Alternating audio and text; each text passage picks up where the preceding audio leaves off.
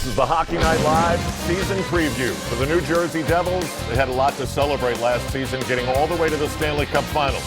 Ilya Kovalchuk is finally back, and that's good because the Devils are going to need all the scoring they can get. Travis Zajac is going to be around for a while as well. The New York Islanders hope another season under head coach Jack Capuano has seasoned the team so that maybe they can take another step. Molson and Tavares, they seem a lot to be back on the top line. But one of the big challenges for the Brooklyn-bound Islanders is develop a second line and a little depth in the scoring department. The New York Rangers have added a star in 30-goal man Rick Nash. We'll be hearing from him. Henrik Lundqvist won a Vezina Trophy along the way. And with their new scoring star, the Rangers think they have enough to challenge for the Stanley Cup. Good evening, everybody. Welcome back to the Hair Club for Men. I'm Al Trawick, along with Dave Maloney, Billy Jaffe, and Ken Danico. Our handles are at the bottom of the screen. Hashtag Hockey Night Live. November and December were so bad, I almost took up knitting, but now I don't have to. You took up Twitter. That's right. You're so hip.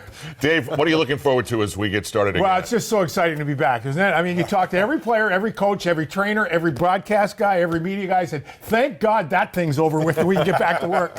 I'll tell you, it's going to be fun. And, you know, at 48 games, anything can happen, right? As short as camp is for the coaching staff in these teams and get right back to it, it's kind of been surreal for me because I think it's been a long week already because I want to get the games going and it's going to be so exciting. But we came off such a terrific playoffs, and every game now is going to be like a playoff game because you're playing rivals and in your conference. I got to admit, I missed you guys. I really did. I missed you guys. And it's good to be back. Not that much. But look, it's great to be back and see the teams on ice.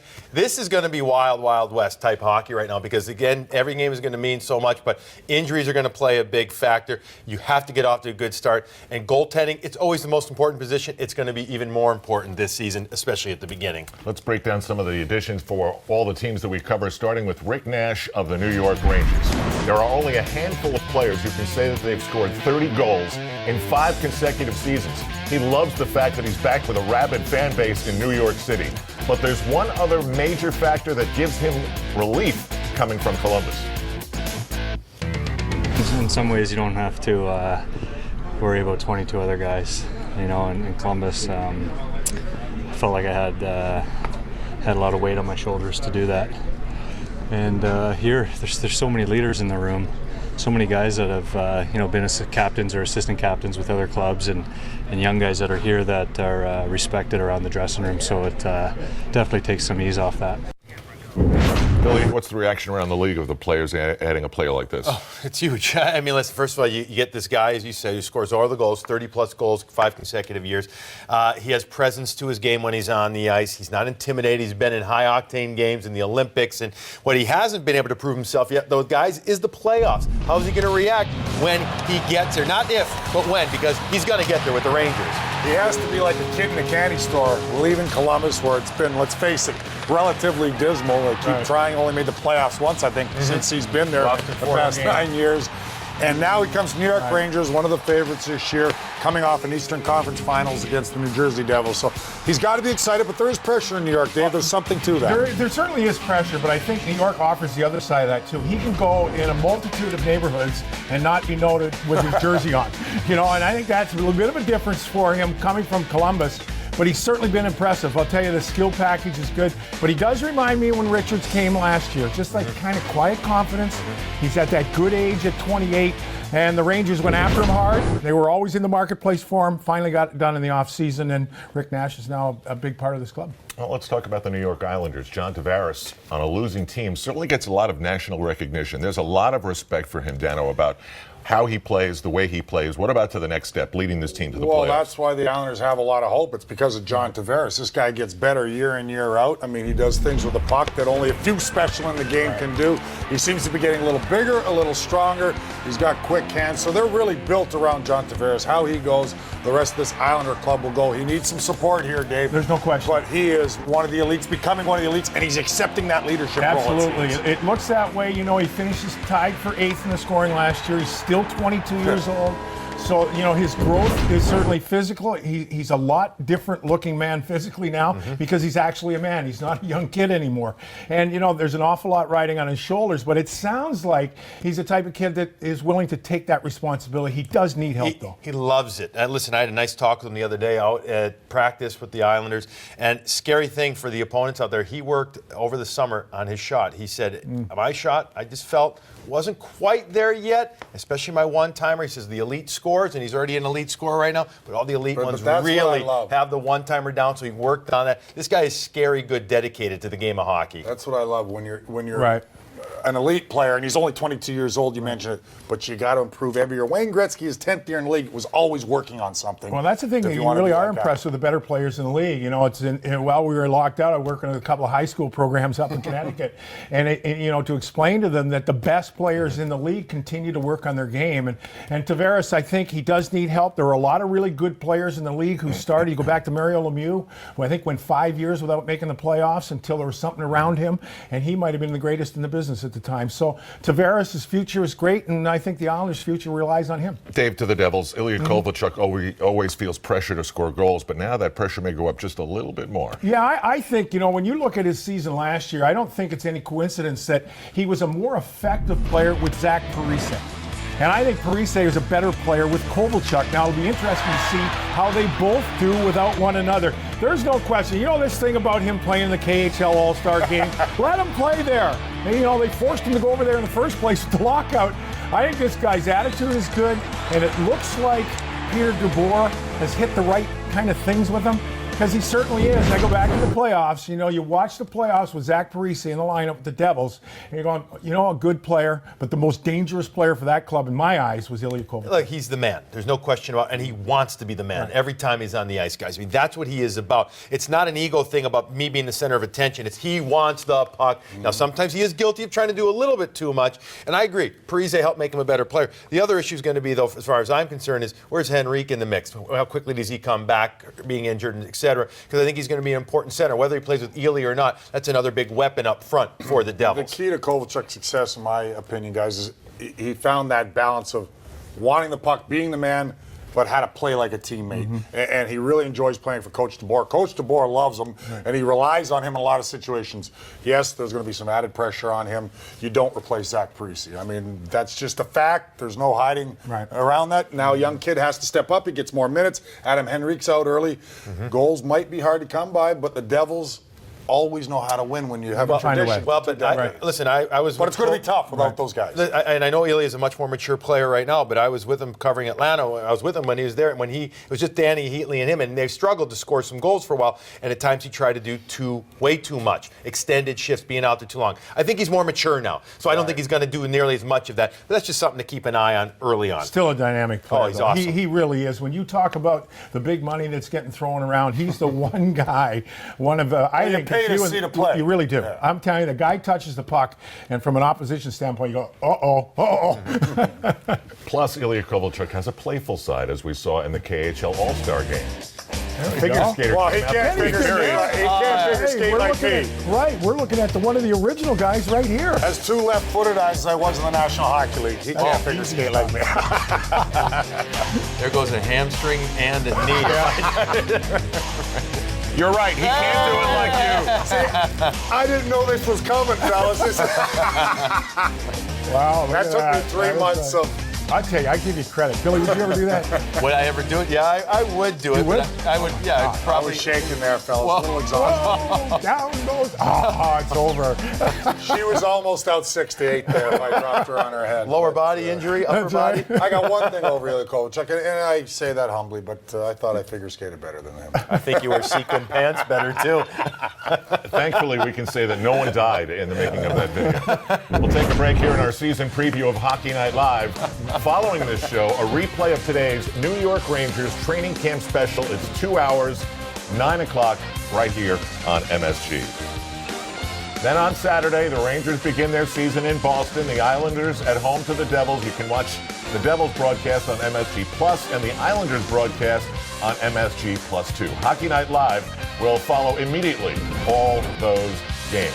When we come back, the New Jersey Devils' 48-game season of 1995. Boy, wouldn't they like a replay of this? We are back on Hockey Night Live season preview.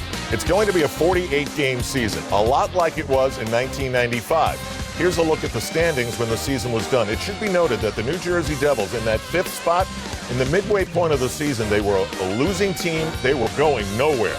But they got their act together, and wow, they turned out to be a team that won the 1995 Stanley Cup. Aaron watched by Matizov, got it over for Niedermeyer, swung one in front, net by Brunt, flip by Brunt, score! Behind the net, Shepard in front, backhander, loose, side of the net, Draper couldn't drive it home! The championship to New Jersey, the Devils win the Stanley Cup!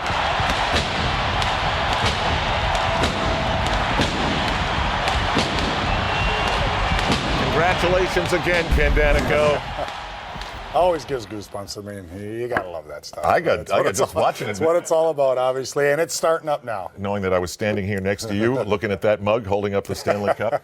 What do you think you learned about a shortened season that year, looking back on it? Well, what I learned is I don't recommend teams use the formula we used in the shortened season last time around. What turned that season around for you? We just happened to have that type of club that could turn the switch on and off because we came off that epic series against the New York Rangers in '94. We knew we were close to a championship team, yet we didn't start very well. We weren't very prepared, but Jacques Lemaire said all the right things. He said, guys, just get yourselves in the playoffs. He wasn't putting pressure on us to win every night. Was there a hangover from that loss the year before?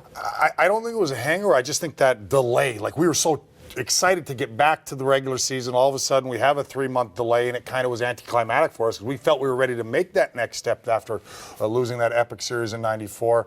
And then all of a sudden, we came, and it was kind of, took us a little while to get going. But Jacques Lemaire was the constant. It's the coaching staff's responsibility to really keep your team even keeled. We had a lot of veterans, so we were able to turn the switch on, even though we had a very inconsistent season, slow start, bad ending. But when the playoffs came, we were ready to go. So I think we can expect a lot of unexpected in this shortened season and come playoff time. One thing about the 48-game season, there's going to be plenty of back-to-backs. There's going to be, in some cases, a lot of miles flown. Check this out. The Rangers will have the fewest back-to-backs. That's an edge, only 6. The Devils will fly the least miles, a little under 12,000. The Rangers next, a little over 12.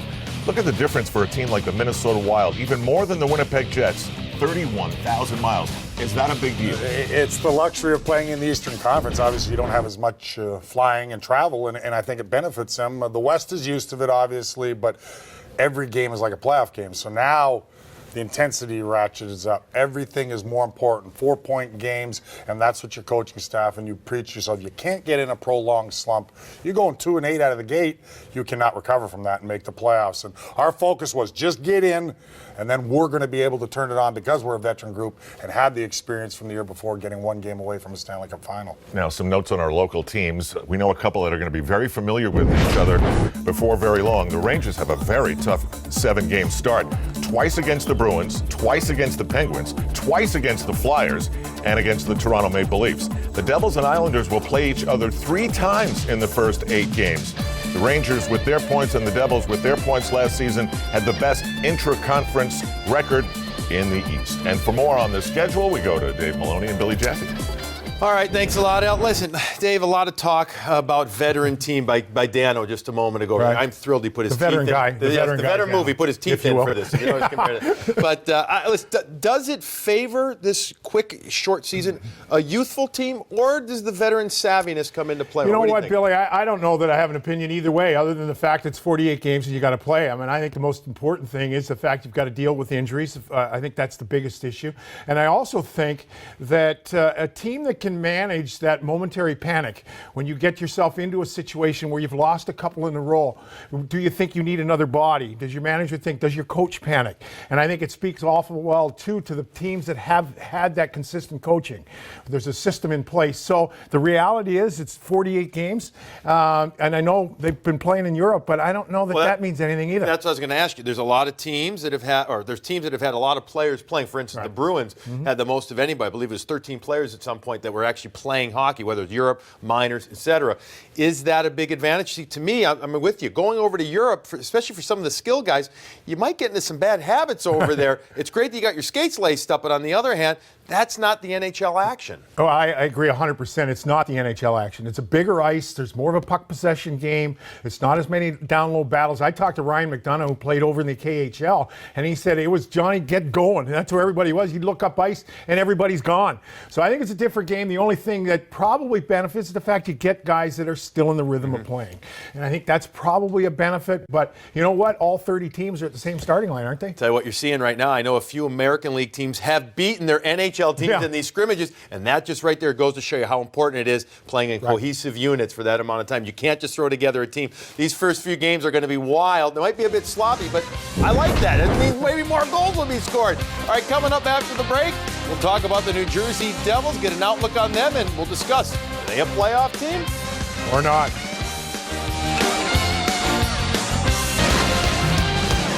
Hockey Night Live season preview continues.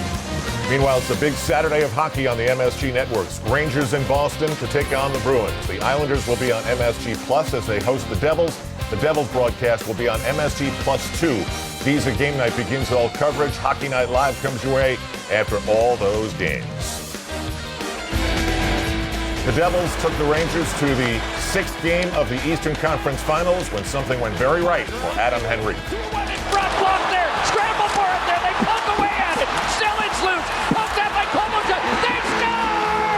Henrique! It's over! The Devils went on to lose in the Stanley Cup Finals to the LA Kings. This season, the Devils won't look like they looked in this picture. Zach Parise leaving the team, signing a lucrative 13-year contract with the Minnesota Wild. He says that's where he wanted to go. Here are Steve Cangelosi and Chico Resch with more Devils talk. Al, thank you. That's a lot of veteran leadership, a lot of goal scoring for the Devils to replace from the team that went to the Stanley Cup final last year. So, Chico, what is the strategy for this team? Do they need to replace that goal scoring, or is there another recipe for this team to win? Well, you know, you always have to score goals in hockey to win, but the Devils showed last year in the playoffs they don't really rely on a lot of goals to win hockey games. And they got to do the same thing in this shortened season, Steve, and that is rely on their defense. You know, I think they've probably got the best balanced defense in all the Eastern Conference. Everybody can play defense. They got a terrific system that they execute very well. And then you've got some offense coming from Marek Zidlitsky, the veteran, and Adam Larsson. He could be the key to this whole thing this season. And then you got the two guys between the pipes who are veterans. So defensively, the Devils are going to have to win a lot of hockey games, just like they did last year in the playoffs. Larsson was 5th in the National Hockey League in scoring among rookie defensemen last year, and he is undoubtedly the part of that young nucleus, the guys the Devils hope take the torch someday in terms of leadership. Between Larsson, Adam Henrique, and Jacob Josephson, they're the future. But for the Devils to win now, how much of the present do they have to be? Well, the two Adams really have to create some energy for both positions, at the forward position and on the back line. So they are keys, and they both proved in the playoffs and this year for Adam Larsson up in Albany that they are ready for prime time, and they're going to have to show it. Jacob Josephson, we're still not sure on, injuries have slowed him so much, but let's hope that he stays healthy and he can have the impact that the Devils hoped when they drafted him. There it is, a season preview without invoking the name Ilya Kovalchuk until now. He returns to the Devils. He was 5th in the National Hockey League in scoring overall last season. He'll start the year at right wing, and the Devils know that Ilya is as important to them as any team in the National Hockey League as this year begins. Let's go back to the studio and Al. Okay, Steve. Now, one other name we didn't mention is the new captain of the New Jersey Devils. Surprising some, Bryce Salvador is the 10th captain in Devils history, with Parise heading to Minnesota. Tough shoes to fill. Meanwhile, the Devils need scoring. That means they had to sign Travis Zajac, and he gets a max 8-year, $46 million contract extension, the maximum allowed under the new collective bargaining agreement. Here's what the Devil players are saying in their locker room about their 48 season that lies ahead. Definitely excited to be part of this organization for another 8 years. Obviously, I've had a lot of good memories here and want to continue to play here. I think it's an environment I wanted to surround myself in, and I believe in this organization 100%. He's such a prototypical New Jersey Devil. You know, he's a big, strong guy. Yeah, he plays the right way, plays both ends of the rink, and you know, centermen like that are very hard to find. Travis is a core player on this team, a core leader, and a pure Devil. I mean, he plays like a Devil, was drafted by the Devils, and it's nice to have this happen. Let's stay in Newark. Is this New Jersey Devils team, Dave, a playoff team? I think the 48-game season may very well be to the benefit of this club. This club, the one intangible about this club, as Kenny mentioned, I would agree, they always find a way to win. You look at their roster, and Chico, I love you, brother, but that defense is not one of the top defense in the Eastern Conference. I just think, though, the Devils always find a way to win, and if you're going to keep the games close and play tight to the vest, it's easier to do over 48 games. Maybe Chico's referring to team defense type of thing. I know he was saying team core, and I agree with you. I don't think they're one of the top 3 defense in the Eastern Conference or top 4. But team defense, they kind of come together. I think Ken is about to punch you. That's right. Listen, I saw him and figure it's better you than either Al or I. They were terrific last year, unheralded but terrific. We called them the no-name defense. Right. We'll see if they can play to that level because they didn't make any mistakes in the playoffs. That's why they were successful. Last year, Daniel, I think one of the things they were best at was keeping pucks alive in the offensive zone. I thought they did a great job of working That's the the walls. style of DeBoer. And, of keeping it in. So there was actually defense from the offensive side of the red line. Listen, question for you guys also is, does Marty Brodeur, I mean, most teams are going to try and play number one goalie 35, 38, 40 games. Marty can't do that, in my opinion. So now that means that the Moose needs to be loose, as in off the bench. He needs to play and play well. I'll tell you I one think thing. that's going to happen. In Detroit, Nick Lidstrom's gone. He was the centerpiece of that franchise for a long time. I think Detroit's a different team. And Brodeur's not there yet, but he's getting closer. And I think that club takes an awful lot of different look. You know, it's even spiritually. You know, with not him out of that lineup. Now, I'm not saying that's happening, but it's getting closer. I think it's an awful lot to ask of Brodeur to continue to be Brodeur. I think that's where they think. I heard Lou Lamoriello say something interesting. He said in a normal season, you go 20 games, and then you look at your team and say, I got to change this. I got to tinker with that. He said, now you want to do it after 10 games, but you have some players on your team who are notoriously bad starters, and you have to take that into account, complicating the executive job in this 48-game season. And Henrique's going to be hurt. We don't know how long he's going to be out for, and that will impact the team there. You got to get the unlikely sources like we talk about before the playoffs. You know, Bobby Butler, does he come in? He's got a little bit of a scoring knack, had some success in Ottawa, you know, slight, didn't play a lot of games. Yeah. But you hope he can do something. Or Tenby.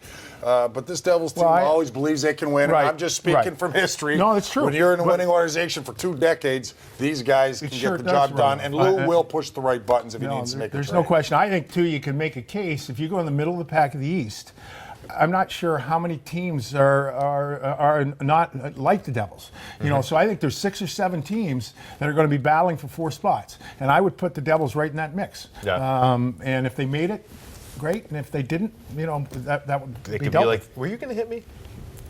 No, you guys. All you guys, all you're giving is opinions, but I mean, They were wrong opinions, but That's right. We'll take a break here on our they season. love being in that. There'll be a physical debate and an intellectual debate. I like Coming the up, physical. the Vezina winner in goal. The Rangers like their chances every night because of that.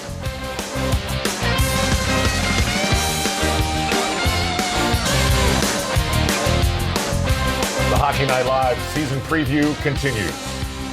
It was an off-season of honor for Henrik Lundqvist. Gave birth to a baby with his wife, won the Vezina Trophy, emblematic of the best goaltender in hockey, and with a big smile on his face, he returns to the ice at the MSG Training Center for a preview of the Rangers season.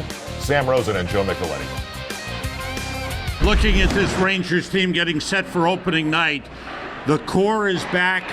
They're solid on defense, and the man in goal is certainly the key guy because he won the Vezina Trophy. Henrik Lundqvist has been tremendously consistent throughout his Rangers career, but even more so last season, and expecting more of himself going into this season. Sam, there's a lot to be excited about. There really is. When you think of this team and the new additions, and you go back to last year, finishing 2nd overall in the National Hockey League, 1st in the East, and getting to the 3rd round of the playoffs, and they came up short.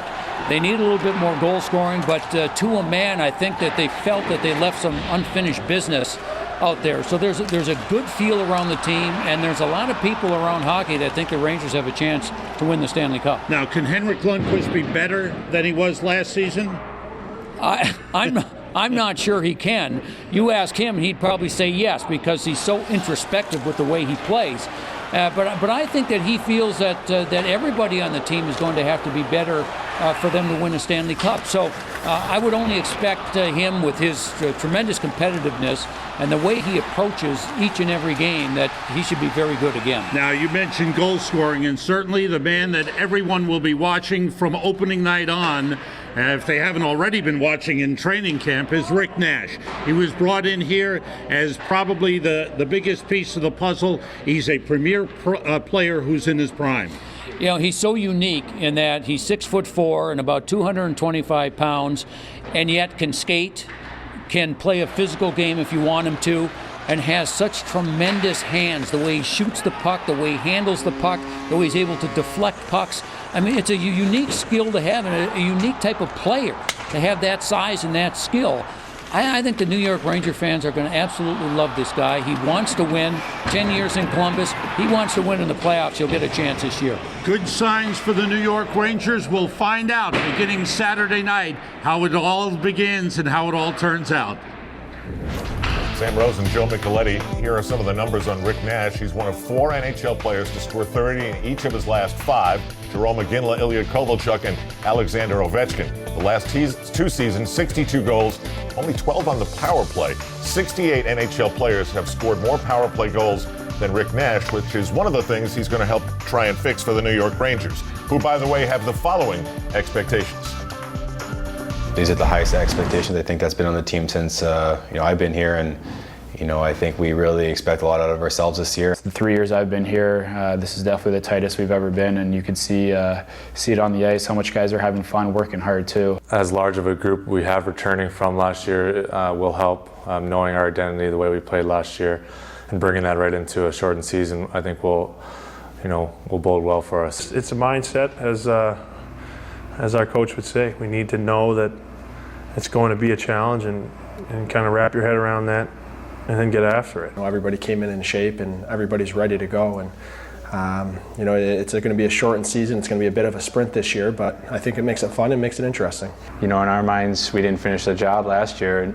Yeah, sure, it was somewhat of a successful season, but we didn't accomplish our main goal. Obviously, we had a great year, but we didn't achieve our ultimate goal, and that makes us hungrier this year, so we can't wait to get back and play. Rangers aren't used to this. Normally, they're not picked by most, and then they earn respect along the way. This is a team that's picked by some. How far do you think they can go? They're going to go far. They're the legit playoff team. I easily see them going to the Final Four again, at the very least. They're going along that path that we've seen some other great teams in the past, in the sense of, they had to learn how to win before they actually win. And they did it last year. Yes, they didn't make it to the Stanley Cup, but they took a lot of great steps. They're all buying into what John Tortorella is preaching. And guys, this is a team that is, to me, I just listen to these guys talk and I say, mature. I mean, this is a mature team right now. No question. I think the important thing is that this will be John Tortorella's starting his fourth season, full commando at the helm, and really the core team, and their ages are great. They're right, 28 in the Nash down to 22 at Del Zotto. Nice fit in between. I think there's an awful lot of things to be excited about for this club with legitimate reason. One difference for me with the Ranger team from 5 years ago, 10 years ago, when they had a lot of talent, expectations were high, and the bubble was always burst. They do talk in a different manner, but I love what they have on paper, but you got to do it on the ice. Yes, they got great goaltending, but it's about winning now. They're saying the right things, and I think they have the leadership core compared to the past. It'll be interesting to see if they can handle those expectations, because now you're the king of the hill kind of thing, even though they lost in the Eastern Conference Final to the Devils. They won the Eastern Conference regular season, so that pressure's there. Did they get better? But do you think they got better? Well, because of Rick Nash, they absolutely had to get better. I've really liked him. So you take Anisimov and Dubinsky out of that lineup, that mix. Good depth, guys. Crust. Yep. But it's worth can Rick Nash handle the pressure? It seems like he can. He says all the right things. I guess the other question is, you don't find those pure natural snipers, But you lose a Brandon Prust. I know he was huge not a for star-type player, big Right. heart guy, but you add Aaron Ashe, and Mike Rupp's going to have to take a bigger role and stay healthy. Because those guys, we know, it's never always just Rick Nash and Brad Richards, Ryan Callahan. It's those role guys that win you big games. Torch's going to have to trust those role guys early on in the season when They guys didn't play enough last year. Right. They got worn down in the playoffs. So could you make the case that perhaps guys like Del Zotto, Stepan, Hagelin, maybe Kreider, is that the difference? Yeah, and you know what I'm saying? Sure, potentially. I and think, have to have trust in them. And the defense, they need their 5th and 6th defensemen. Last year, I believe those top four guys got a little bit worn down. As good as they are, you get worn down, especially in a compact season but this I don't year. know what teams have depth. Well, the Devils have depth in the blue line. But they Bruins have they were depth. able Bruins somehow to depth. play Right. all 6. Right. You know, I'm not saying 20 minutes for every Yeah, guy. right. I'm talking you need them participate. double-digit minutes. Because really, when 12 you look minutes. back at the Devils, I think they were healthy at the end, and they had a little deeper lineup. And I think you make a great point. But still, the core positions. Oh, absolutely. If you go in the East, They're who's good. better in goal than Lundqvist? Right? Nobody. If you had to take a blue line as a group, who's better? I like the Bruins blue line. I mean, but it's There's a good. few teams The that are core is solid. There. Yeah. How about down the middle? Is that an Achilles heel for them? Well, it depends. Look, if Stepan comes back and plays really good hockey. I mean, I said that last year on this set, we were talking, I said Marian Gaborik to me is the key player for the New York Rangers. I'm not going to say he's the absolute key player, but he's one of them because if he has another great year, which means Stepan will be feeding him well, that's going to loosen up a lot of defense against the Richards and Nash line and everything. I think Gaborik is another key component for this team. Yeah, I'm going to tell you what I'm excited about. This Eastern Conference. Everybody beefed up, so I'm going to see a little old-time hockey. Islanders got tougher. Rangers got some Buffalo. toughness, same as last year. The Devils got a couple of tough guys. Buffalo beefed Boston's up. always tough. Dave, I know Philly's maybe tough. that's not your style anymore. You told me you don't want the mitts being dropped, but I'm going to like it. Yeah, I've become a bit of a pacifist. While Dave recuperates, we'll take a break. Remember, Marian Gaborik's back. The only good thing about the lockout after he had shoulder surgery. We'll continue and talk about who may be in goal for the Islanders and can they get one line better.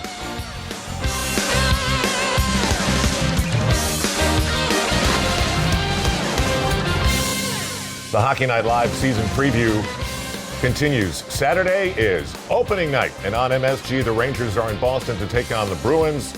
Islanders coverage on MSG Plus as they host the Devils. The Devils broadcast on MSG Plus 2. Visa Game Night begins all coverage at 6:30, and Hockey Night Live comes your way right after those games. The main man for the New York Islanders is John Tavares. Just look at the progress he's made. 54, then 67, and then last year a 31-goal, 81-point season. We go to Peter Rutgeiser and Butch Court for an Islander preview. Thank you very much, Al. Butch, this New York Islander team, they have not made it to postseason play since 2007. If they're going to break that streak, I would imagine that number 91, John Tavares, is going to have to be front and center for this team. Well, he certainly has to. I mean, he's been a hockey player that's improved in each of his first 3 seasons, finishing 8th overall in the National Hockey League scoring. I expect him to improve on that because that's what he's all about. He's a superstar looking to get better. So John Tavares will ride this wave all the way in as long as he can, bringing everybody with him.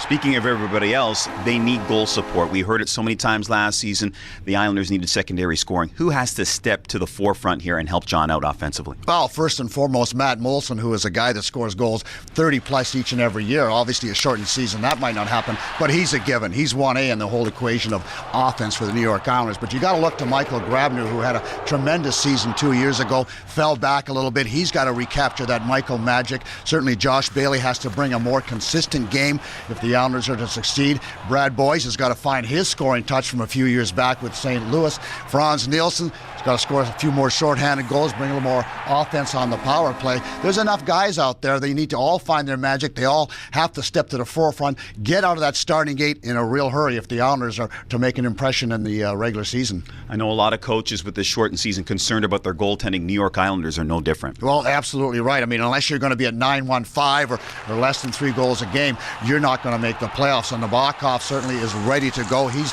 the heir apparent as the number 1 guy for the New York Islanders. And You know, this year he's a little more ready. He was rusty from the year before, having not played for a whole period of time. Rick DiPietro has never been more healthy. He's excited. He's ready to go. He's waiting for his opportunity. So between the two of them, they can certainly bring solid goaltending for the New York Islanders. Without it, they just aren't going to make it. Well, we've been waiting a long time for this season to start, and it's going to kick off this Saturday as the Islanders play host the New Jersey Devils. Al, back to you.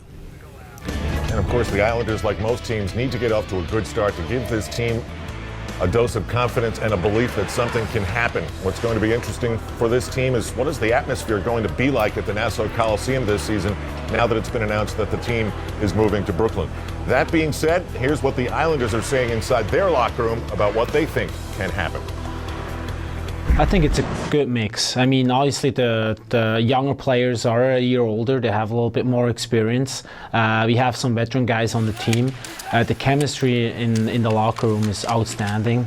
It's been like that the last few years, and I'm really excited. For us, we can never take games for granted. In general, we still have a lot to prove, a lot to work for. We know we've not been able to accomplish our goals the last few years, but this just magnifies how big points are and being consistent. I keep coming to that because I just find every team keeps talking about having a good start, and I believe a good start is important. And I know for us it's been tough for us the last couple of years, but I think it's this 48 games you got to try and control those down, control the times when things aren't going as well, those downs, and those ups when things are going well. You know, you got to come out of the gate fast, and you know it's 48 games. Every night's going to be a playoff game, and you know those points. You got to try and put those points away early because you're never going to get those back, and that.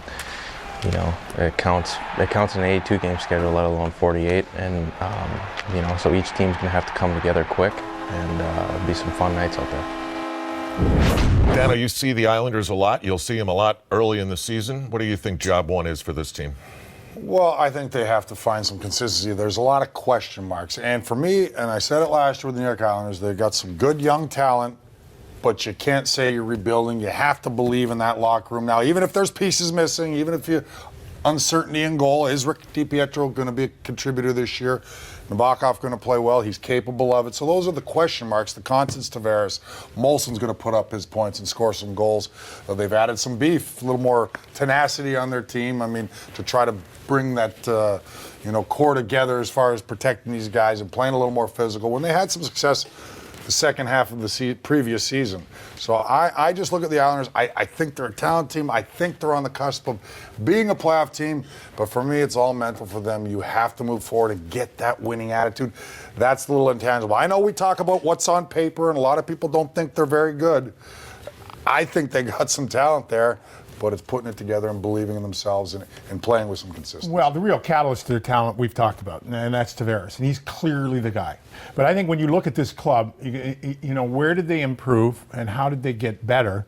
Did they do it in goal? Can Rick DiPietro, if he's asked to be a backup, that's a question mark, right? Right? I mean, can he be a backup? Can he? I think when you go back to that signing, right? That might have been the first thing that franchise because they buy themselves into one personality, and there's been some issues with DiPietro's personality, although as he's growing, he seems to have gotten a little more mature. But then on the blue line, you've got Straight's pretty good player, Mark Straight's pretty good player. Healthy, hopefully, for now you get up front, and Matty Molson's developed into a nice player. But is Grabner, is he Peter Pruka? Scored 32 one year, never to be seen again.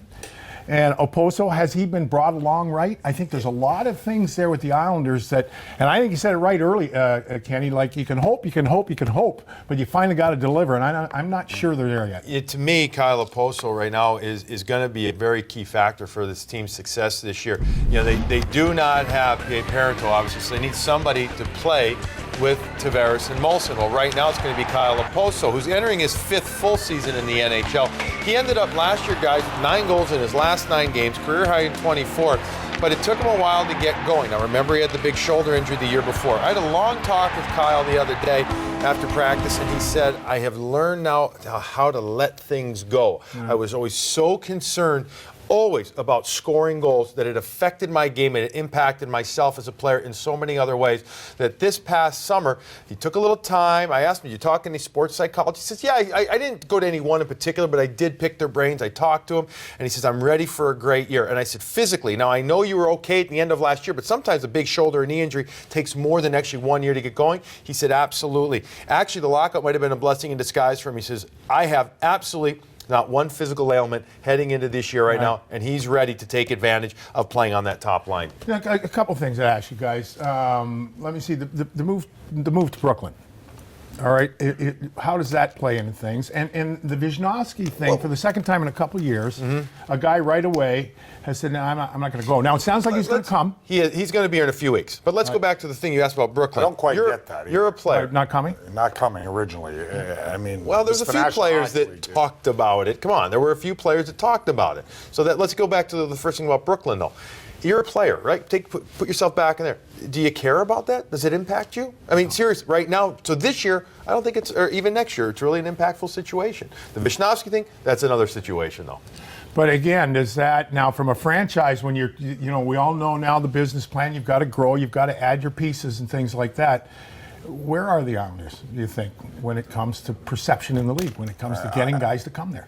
Yeah, I mean, there's still that perception, but for me, there would not be a problem. I mean, they've had the winning tradition in the past. I know it hasn't been very good the last few years, the last decade, shall I say, but the core, if you can get guys surrounded around John Tavares, I don't think Pien Parito, even though he puts up numbers, is that big of a loss. Their defense is a little better than I think a lot of people give him credit for. I like Hamonic. Hamonic a good player. And Streit, in my estimation, these guys can play a little bit. So, and I think it's exciting for them to go to Brooklyn. I mean, obviously a new arena. That's something they've wanted forever.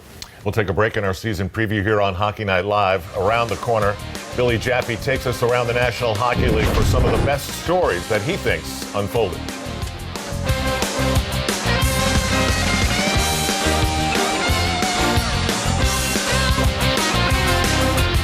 Hockey Night Live season preview rolls on from Midtown. Some news and notes. Tim Thomas, after telling the Boston Bruins he wanted to take the season off, was officially suspended by them. Like Wade Red and Scott Gomez, waived by the Montreal Canadiens. He only scored 2 goals in 38 games last season. And Liberto Luongo still has that trade cloud hanging over him. Meanwhile, in Washington, Alexander Ovechkin might want to call the moving company. For more on that, here's Billy Jaffe. Thanks a lot, Al. After putting up a career low in points and shots on goal last season, Alexander Ovechkin, the Washington Capitals captain, is looking to reshape his game a little bit and take it to the other side. Always playing left wing throughout his career, especially early on, he was able to come down the left side and barrel his way to the net.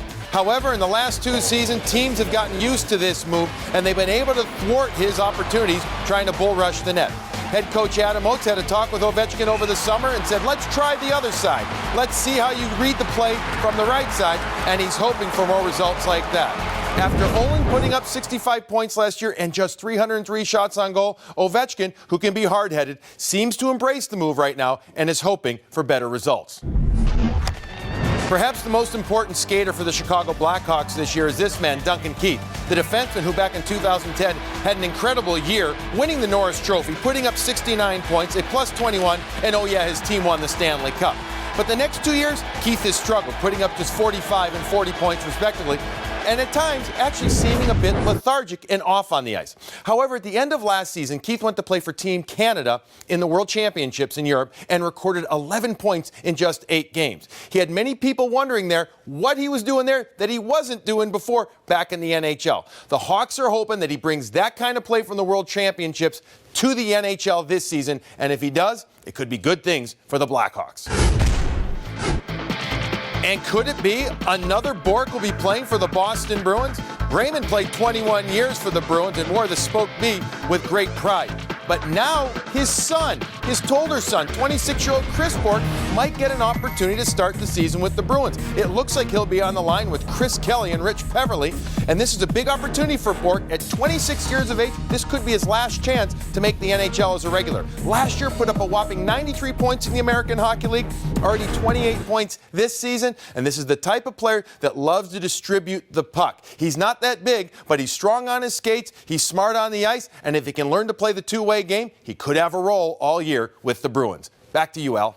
Okay, Billy, to me, he was one of the biggest mysteries in the NHL last year, Alexander Ovechkin. What do you think happened to him? Well, it looks like it may have ran its course with Boudreau, and then you bring in Hunter, who's a totally different personality, and there's a bit of a lockdown on the guy. More of a defensive style. More of a defensive, responsible. His minutes are down. I've always thought, as his career has evolved, will his game have a nuance that's going to be needed when his bullying style is not nearly as effective? Like, to me, when you're moving a guy out of position, right? They didn't move Bobby Orr up to forward.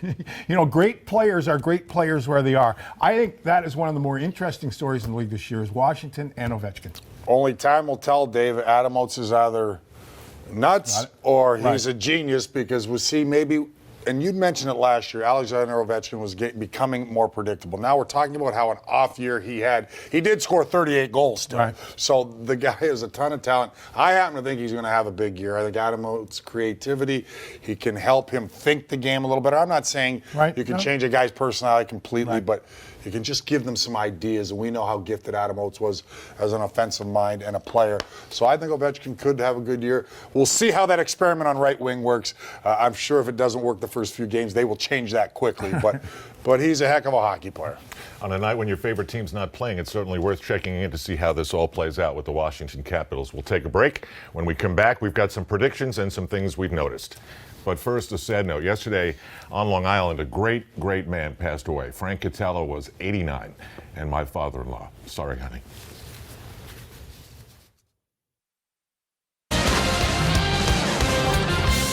Back one last time in our season preview here on Hockey Night Live. Some things we've noticed. The KHL All-Star Game looks like it was a feel-good, fun game. Watch this. A shootout goal by Jody Leterra. It wasn't even a shot. Well, look at the goalie. Like, what? Oh, my goodness. Yeah, no, that was perfect. He kicked it. He picked that right foot up. Looked like he was going to kick it, and not so fast. Whoops. Pavel Datsyuk of the Detroit Red Wings. He had some tricks up his sleeve as well. Yeah, that's nasty. That's just nasty. Then Michael Garnett, no chance. Whoops. Wow. Where'd it go? Check the net. It looks like the broadcast signal came from the moon, but the game looked like it was fun. So what do you think we're going to see this season, Dave? Some predictions on, I don't know, pick a team you think's going to stand out, or? Well, predictions. First of all, I'm going to make a prediction that Scott Gomez will end up in the league. Somebody's going to sign him. He's going to be bought out by Montreal, if that hasn't been official yet.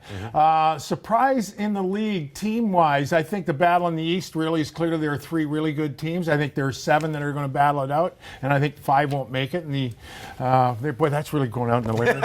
You're in mid-season form. I love an action-packed 48-game season. It's going to be like the playoffs, and the unpredictable will happen. There's going to be a team that a lot of people pick Florida to come 15th, and they'll probably come 3rd. That's what happens, and that's what's exciting, the unpredictable for me. Dave, that actually was almost as good as Dano saying it's going to have to happen on the ice.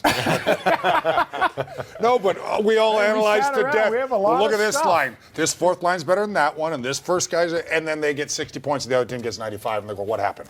That's what happens. I'll go out on a limb here. I'll say the top 3 teams in the East, no particular order. New York, Boston, and Pittsburgh, my top 3 teams here. And then in the West, I'm going to go with St. Louis. Chicago, I think, is due. I think they're going to come back and have a real good year this year. And then Los Angeles. I don't know if they're going to be as good as last year. It's so hard to repeat right now. But the break, maybe that helped them. Yeah, you're right. They have some injured there, too. But they're still Willie coming Mitchell back. hurt there as well, and that's a big loss for But them. they are coming back. I like the Ducks. How about Detroit? Really? Yeah, How about Detroit? They're good. They're not that good this year. But Has the the worm winning turned there? attitude, it probably has, but Are they like the when Devils? you have that They can win. tradition, They always can win. They can Find a way win to with get in. calling up 15 guys from the Grand American Rapids, League, yeah. similar to the Devils, because it's interchangeable parts at times, and that's a good thing. Does Luongo end up in Toronto? Yes. Not immediately, but yes. We'll have all those answers on the next Hockey Night. Which comes your way on Saturday night. He had way too much time on. Obviously, we are ready to go. Rangers and Bruins, Visa Game Night at 6:30. Islanders Devils on MSG Plus, Visa Game Night at 6:30. Devils Islanders on MSG Plus 2. Go to MSG.com for the channel in your area. And Hockey Night Live, our season premiere, comes your way after all the hockey on the MSG networks. Thank you for joining us. Up next on MSG, it's the Rangers training camp special. And on MSG Plus, it's the MSG Vault's birth of the Islanders. Good night from New York City.